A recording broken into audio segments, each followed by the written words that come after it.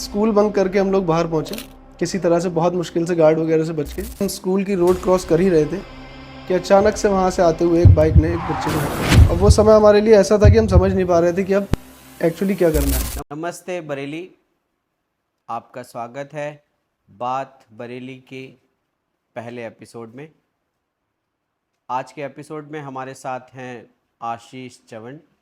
आशीष चवन एक यंग शिक्षाविद हैं, क्योंकि जनरली जब हम शिक्षाविद बोलते हैं तो ऐसा लगता है कि कोई सफ़ेद बालों वाला कोई बूढ़ा व्यक्ति होगा, लेकिन ऐसा ज़रूरी नहीं है। आज के युग में शिक्षाविद भी यंग हो सकते हैं, जवान हो सकते हैं।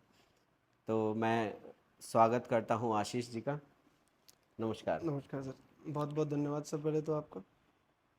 तो आशीष जी, जैसा आप जानते हैं कि हम लोग शुरुआत कर रहे हैं, ये एक सिंसियर एफर्ट है। जी। बहुत सारे चैनल हैं ऐसे कहने के लिए तो बरेली में, लेकिन कोई इस तरीके से या इस बारे में इस तरीके से बात नहीं कर रहा है हमारे शहर के बारे में। बिल्कुल।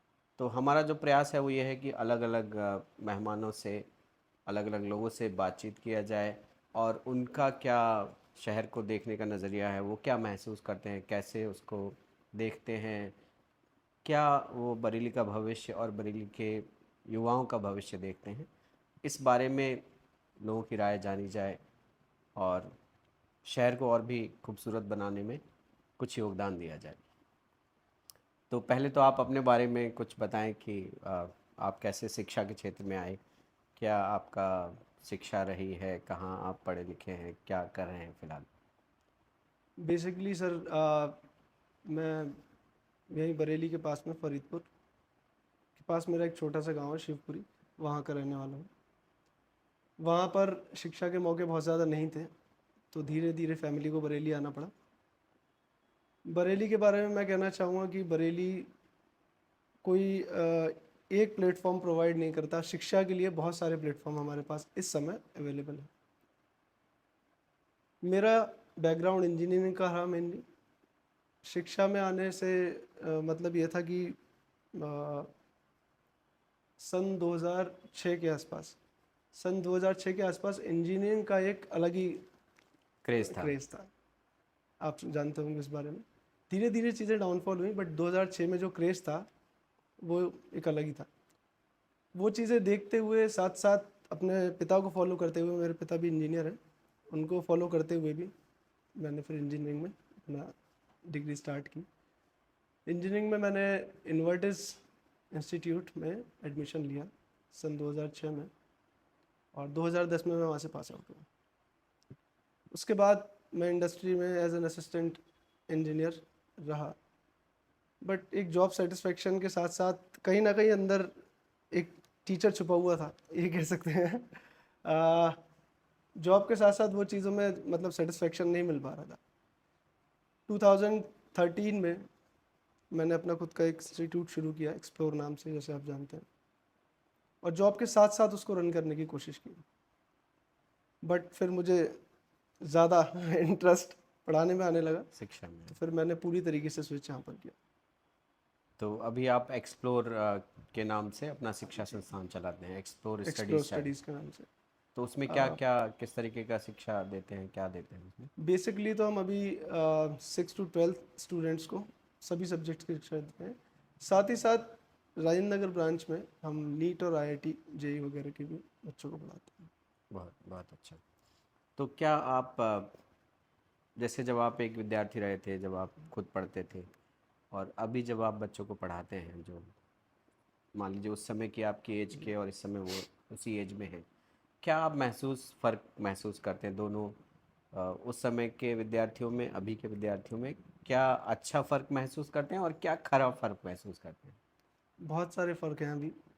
जब हम लोग पढ़ा करते थे तो एक ट्रेडिशनल एजुकेशन सिस्टम चला करता था, और उसी को हम फॉलो करते हुए आगे बढ़ते थे। यानी कि टीचर ने जो पढ़ाया हमने वो सुना और हम आगे बढ़ गए। अब बच्चे के अंदर क्यूरियोसिटी ज़्यादा है। बच्चे के अंदर क्यूरियोसिटी के साथ साथ टीचर कह रहा है तो वो ठीक कह रहा है या नहीं कह रहा है, इन सब चीज़ों में लॉजिकली सोचने की क्षमता ज़्यादा है। तो ट्रेडिशनली चीज़ें चेंज हो के अब एजुकेशन में बहुत सारी चीज़ें, अभी कोविड के बाद से आपने देखा ऑनलाइन प्लेटफॉर्म बहुत सारे बढ़ गए हैं। ऑनलाइन एजुकेशन की तरफ बच्चा ज़्यादा झुकने लगा है। तो थोड़ा सा हमारे लिए चैलेंजिंग होता है ऑफलाइन में, बट हम मैनेज करते हैं उसको प्रॉपरली ऑनलाइन एंड ऑफलाइन मिला के। तो आपका कहने का मतलब ये है कि पहले जो विद्यार्थी थे उसकी तुलना में अभी जो विद्यार्थी हैं, अभी जो स्टूडेंट्स हैं, वो ज़्यादा क्यूरियस हैं चीज़ों के ज़्यादा बारे में, क्यूरियस जानने है, के बारे में, ज़्यादा लॉजिकली सोचते हैं हम। ज़्यादा लॉजिकली सोचते हैं। और कोई ऐसा फ़र्क जो पहले अच्छा था और अब अच्छा नहीं है?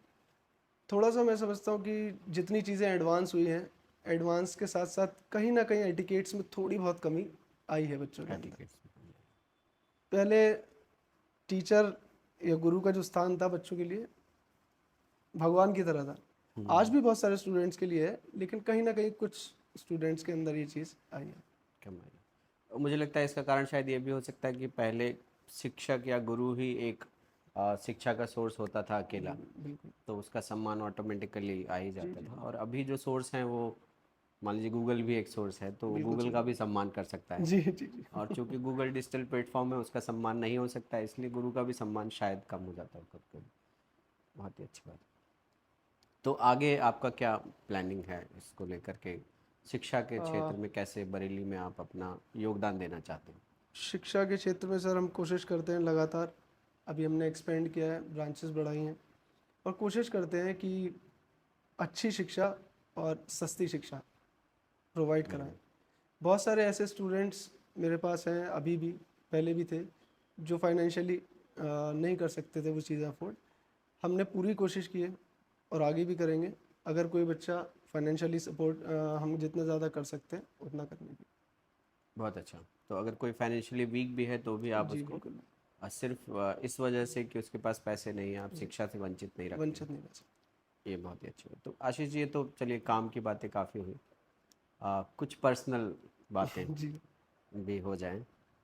तो ऐसा कोई आपका वाकया हो बचपन का या जवानी का? जवानी में तो खैर काफ़ी वाकये होते हैं, अभी आप वैसे अभी भी जवान हैं, तो बचपन का कोई ऐसा वाकया जो आपको याद आता हो, जो अच्छा लगा हो आपको काफ़ी? वाक्य तो सर आपने जैसा कहा बहुत सारे रहे हैं। लेकिन आज भी जो मुझे एक वाक्य याद है, और मैं कहूँगा कि उससे शायद सीख लेने वाला भी वाक्य है। एक मैं शायद 8th क्लास में था, और 8th क्लास के में शायद बच्चे को उतनी ज़्यादा समझ नहीं होती है। आजकल बच्चे को बहुत समझ है, 8th क्लास का बच्चा जो है वो काफ़ी मैच्योर होता है, बट हमारे टाइम पे शायद 8th क्लास में उतनी समझ नहीं हुआ करती थी बच्चे को। आ, तो वाकया कुछ इस तरह से हुआ कि 2-3 स्टूडेंट्स ने कहा कि आज स्कूल बंक करते हैं। थोड़ी देर तो लगा कि नहीं, बात गलत है, लेकिन फिर कई बार प्रेशर दिया जब उन्होंने, तो मुझे लगा हो ही जाए, आज देखते हैं। स्कूल बंक करके हम लोग बाहर पहुंचे किसी तरह से, बहुत मुश्किल से गार्ड वगैरह से बच के। लेकिन वो एक सीख लेने वाला वाकया इसलिए हो गया कि हम स्कूल की रोड क्रॉस कर ही रहे थे कि अचानक से वहाँ से आते हुए एक बाइक ने एक बच्चे को हिट कर दिया हमारे साथ। हाँ। अब वो समय हमारे लिए ऐसा था कि हम समझ नहीं पा रहे थे कि अब एक्चुअली क्या करना है। हालांकि बहुत ज़्यादा चोट नहीं आई उसको, फिर भी।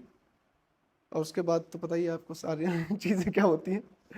लेकिन ये था कि ये चीज़ें समझने वाली हैं कि बच्चा जो है वो स्कूल जब आ जाता है या किसी इंस्टीट्यूट में पहुंच जाता है तो वहाँ की जिम्मेदारी हो जाता है, उसको इस तरीके का स्टेप नहीं लेने चाहिए। आज भी हम लोग कई बार देखते हैं कि कोचिंग के नाम पे बच्चा घर से निकला और नहीं पहुंचा। उन सारी चीज़ों में पेरेंट्स बहुत ज़्यादा परेशान हो जाता है। तो बस ये थोड़ा सा एक वाक्य है जो आज भी मैं सोचता हूँ कि बार बार कई बार मेरे नज़रों के सामने आता है। आज भी बच्चों में अभी भी वो अच्छा। चीज़ें देखने को मिलती हैं। बहुत अच्छा। तो बरेली के बारे में आप क्या सोचते हैं? मतलब आप बरेली में शायद कितने सालों से आप बरेली में हैं बरेली लगभग? में सर मैं ऑलमोस्ट 30 साल से हूँ अच्छा, बचपन से ही लगभग लगभग बरेली बचपन में से। हैं। तो उस दौर में बरेली 30 साल पहले तो बरेली, मैं भी 30 साल 35 साल से लगभग बरेली में हूँ और ज़्यादा। तो उस समय का बरेली और आज के बरेली में क्या आपको फ़र्क लगता है? बात करें सर उस समय की बरेली और आज की बरेली में, देखा जाए आधुनिकता के टर्म्स में बात करें तो बहुत ज़्यादा अंतर है। लोगों में भी कुछ अंतर आए हैं आधुनिकता बढ़ती है तो। लेकिन यह है कि ये शहर कई बार गिर गिर के उठा है। कई ऐसी चीज़ें पिछले समय में हुई, लेकिन उसके बाद भी इस शहर ने उन सारी चीज़ों को पीछे छोड़ते हुए बहुत सारी चीज़ों में प्रोग्रेस करी है। तब की अगर मैं बात करूं सोसाइटीज़ डेवलपमेंट, और अगर अब की बात करूं तो पिछले अगर हम बात करें 10 सालों में बहुत कुछ बदला है। लोगों की मानसिकता बदली है। लोगों में मानसिकता के साथ साथ आप देखिए, मैं किसी उस पर नहीं जाता धर्म वगैरह की चीज़ों पे, लेकिन आप देखिए सौहार्द भी बढ़ा है। पहले को देखते हुए आपसी सौहार्द, धार्मिक सौहार्द भी बढ़ा है। हाँ, पिछले चीज़ों से सीख ली है शहर ने। क्योंकि बरेली जो है वो धार्मिक सौहार्द के लिए, जी, बल्कि जिसको हम ट्रेडिशनली गंगा जमनी तहजीब बिल्कुल कहते हैं, बिल्कुल, उसके लिए गंगा जाना जमनी जाता है। तहजीब जिसके लिए जाना क्योंकि शायद बरेली कुछ शहरों में से होगा, मुझे नहीं लगता दूसरा कोई एग्जांपल मुझे याद नहीं है, जिसमें किसी मुस्लिम ने किसी मंदिर की जाता। जी, तामीर कराई हो। यहाँ तो चुन्ना मियाँ का मंदिर तो यहाँ है ना, चुन्ना चुन्ना मियाँ मियाँ का का मंदिर मंदिर है बहुत। जैसे कि। और ये पुराने समय में सूफिज़्म का काफ़ी बड़ा जी, बड़ा गढ़ रहा सेंटर है। रहता है। अभी भी खानकाह नियाज़िया जी, करके जो जगह है। वही मैंने और कहा कि इतिहास के पन्नों को देखें या भौगोलिक चिन्हों को देखें, बरेली का नाम हर जगह में मिलेगा। बहुत अच्छी बात। तो कोई बरेली में आपकी कुछ फेवरेट जगह, कुछ ऐसी जगह रही होंगी जहाँ आप जाते रहे होंगे या मिलते रहे होंगे लोगों से? जी, मुझे पर्सनली 2-3 जगह बहुत ज़्यादा पसंद है। कई बार मुझे आज भी समय मिलता है, मैं अपने दोस्तों के साथ वहाँ बैठता हूँ, जिनमें से एक अक्षर विहार है, कैंट अक्षर। में। दूसरा अभी नया डेवलप हुआ है, लेकिन फिनिक्स मॉल भी बना है, तो कभी फैमिली के साथ वहाँ भी जाना हो ही जाता है मॉल में। और तीसरी जगह, जब थोड़ा समय ज़्यादा होता है तो आपने वो नाम सुना ही है, और बरेली में अच्छा खासा लोग जानते हैं, आई छत्र रामनगर। माना जाता है द्रौपदी का स्वयंवर यहीं पर हुआ था। तो वो सारी चीज़ें हाँ, आज भी जब समय मिलता है तो मैं पहुंचता हूँ। वहीं उसके आसपास ही शायद अश्वत्थामा का किला, जी, ऐसे भी अश्वत्थामा लोग का कहते किला, हैं। भीम का और गदा वगैरह भी अभी वो शिला वहाँ पर रखी हुई है। हाँ, क्योंकि ये जो क्षेत्र है वो शायद पांचाल क्षेत्र पांचाल क्षेत्र में। कहा जाता है, और जी, यहाँ पे काफ़ी सारी चीज़ें हैं जो बहुत महाभारत सारे। काल में यहाँ पे रही हुई हैं। ये मान्यता है कि जो किला था उसी के पास में स्वयंवर का प्रांगण था, अच्छा। यहीं पर द्रौपदी का स्वयंवर हुआ। वेरी। और कोई ऐसी चीज़ है जो बरेली की, जैसे हमारा शहर है तो हर एक चीज़ हमें पसंद ही होती है, लेकिन जब हम कंपैरिजन करते हैं किसी दूसरे शहर से, कुछ अच्छे शहरों से कंपेयर करते हैं, तो क्या लगता है आपको कि बरेली में क्या कुछ कमियां हैं जो हम, जिन पर हम काम कर सकते हैं, जिनको हम सुधार सकते हैं? मैं समझता हूँ सर कि कोई कमी शहर में ना ढूंढकर अगर हम अपने में ढूंढेंगे तो ज़्यादा अच्छा है। अगर हम विकसित होंगे, हम अच्छा सोचेंगे, तो शहर भी धीरे धीरे विकास की तरफ बढ़ेगा। बहुत छोटे छोटे से एग्जाम्पल्स हैं। ट्रैफिक लाइट पे कई बार हम लोग रुकना नहीं चाहते। हम्म। बहुत सारे शहर्स में आप जाएंगे तो शहरों में आप जाके देखेंगे कि ट्रैफिक लाइट अगर रेड है तो पर्सनल अपनी मोरल रिस्पॉन्सिबिलिटी समझ के वहाँ रुक जाता है। लेकिन आज भी कई बार हम देखते हैं कि कोई ना कोई जंप कर गया। तो ये चीज़ें थोड़ी सी हमें रिस्पॉन्सिबल होना पड़ेगा, शहर विकास करेगा। ट्रैफिक सेंस जी, लोगों में थोड़ा ट्रैफिक कम है। सेंस का मतलब तो कम है। जैसे मैंने एक बार सुना भी था, शशि थरूर जी कह रहे थे कि इंडिया बहुत ही स्ट्रेंज कंट्री है। वो पूरे इंडिया की बात कर रहे जी थे। जी, in India everybody is in hurry, but nobody reaches on time. Exactly. तो तो शहर ऐसा ही है कि सभी लोग जल्दी में दिखाई देते जल्दी में हैं, दिखाई लेकिन आप देते किसी को मिलने के लिए बुलाइए तो आधा घंटे बाद ही आता है। तो वो जल्दी में कहाँ जाते हैं ये समझ में हैं, ये नहीं समझ आता है। लीजिए। तो एक ट्रैफिक सेंस ज़रूरी है। बढ़ाने की ज़रूरत है। सोचेंगे हम लोग कुछ इस बारे में, कुछ मिलकर प्रयास करेंगे जिससे वो बढ़ा जाए। और ऐसी कोई सलाह जो आप बरेली के युवाओं को देना चाहते हैं? बरेली के युवाओं के लिए बस एक ही सलाह है सर, कि जो करें डिटर्मिन्ड होके करें। जो करें 100% 100% डिटर्मिनेशन एफर्ट है, से हंड्रेड करें। परसेंट एक बार डिटर्मिनेशन के डिसाइड कर लें साथ तो फिर करें। उससे बस कंफ्यूज ना रहें अपने गोल्स को लेके। कंफ्यूज ना रहे, जो भी मैक्सिमम चुने। यूथ जो है वो कंफ्यूजन में ही परेशान है। कुछ भी काम अगर आपको स्टार्ट करना है, आप स्टार्ट करें।